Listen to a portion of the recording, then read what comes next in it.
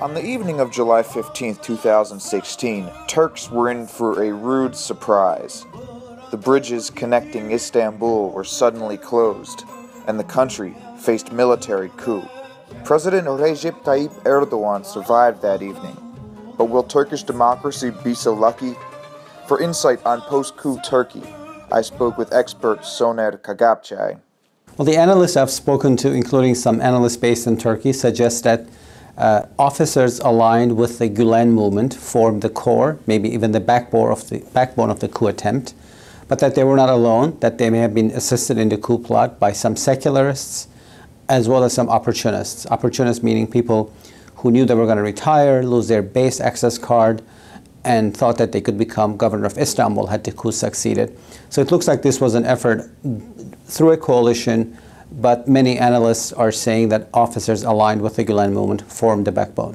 And how strong was this movement within the military? Did it have enough of the key players to ever be successful? Most people were surprised, including myself, by the coup plot because we all thought that Turkey had moved to the post-coup phase in its political history. And I think maybe we shouldn't be surprised because what happened really was not a Turkish coup. What is a Turkish coup? Looking at coups in the past, what were successful, 1960, 1971, and 1980. These coups were always bloodless, they were always carried top down, and they were hierarchical, and the entire military participated in it. This time the coup was bloody, it was factional, and not the whole military participated in it. So what we saw was an unusual development in Turkish history. And I think this is why a lot of people were surprised, because it seemed that the Gulen movement maybe had a bigger share among the officer corps than many people thought it did.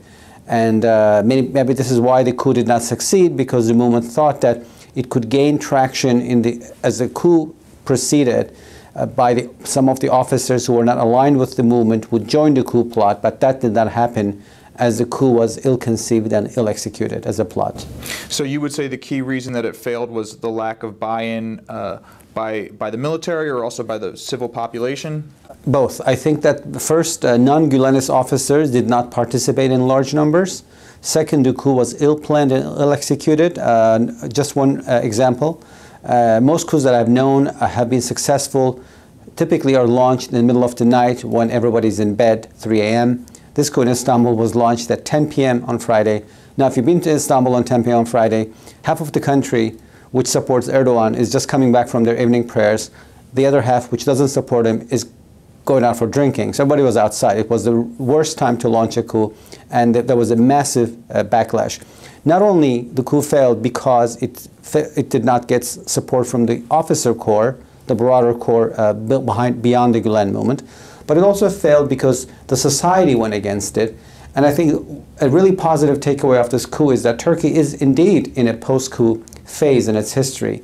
Even those who oppose Erdoğan went onto the streets and later on after the coup to support him.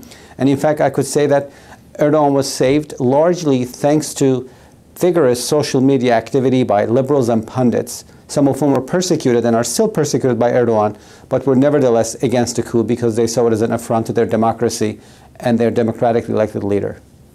And then just a quick, if controversial question. You talk about the Gulen movement. Is your sense that Gulen himself is involved? Is there any way to have a perspective on that? I think the Turkish government has not provided evidence connecting him to the coup plot. Whatever they say has so far been circumstantial. So whereas the government could indeed prove that the officers aligned with the movement were in the coup plot, I haven't seen yet evidence connecting Gulen himself to the coup plot. But the Turkish government insists that he's behind the coup plot, and I think that's going to be a serious issue in the U.S.-Turkish relationship. And what do you think this means for Erdoğan as a political leader moving forward? There is no good outcome of the coup for Turkey. Either way, the coup had worked out, Turkey was going to become more authoritarian, unfortunately. Had the coup worked out, Turkey would have become a country run by generals. It would have become incredibly authoritarian and unpleasant. The coup has failed, but it's still going to be authoritarian because Erdoğan is going to use the post-coup environment not only to crack down on coup plotters, people aligned with the Gulen movement, but also to continue to go after his opponents, from liberals to Kurdish nationalists. So overall, this is bad news for Turkey. There is really no good outcome of it. You mentioned the purges or the crackdowns. We see that extends to the public sector, the private sector. academia. Is this an example of a step towards authoritarianism, or is there some truth to what the government will say, which is that these are criminals and coup participants? What is your interpretation of the crackdowns? This is not really news. So I'm writing a new book on Erdoğan's legacy going forward. It's called Erdoğan the Magnificent, The Crisis of Modern Turkey. And the question I'm asking there is the following. When did Erdoğan turn authoritarian? The answer really changes depending on whom you ask the question. The answer is 2008 with the Ergenekon trials. If you ask secularists and the military, that's referring to the trials when Erdoğan used them to go after his secularist opponents and the secular military. If you ask the question to liberals, the answer will be May 2013 when Erdoğan cracked down on the liberal Gezi Park rallies. If you ask the Gülen movement, the question would be December 2013 when they launched corruption probes against Erdoğan, after which Erdoğan launched his own crusade against the movement.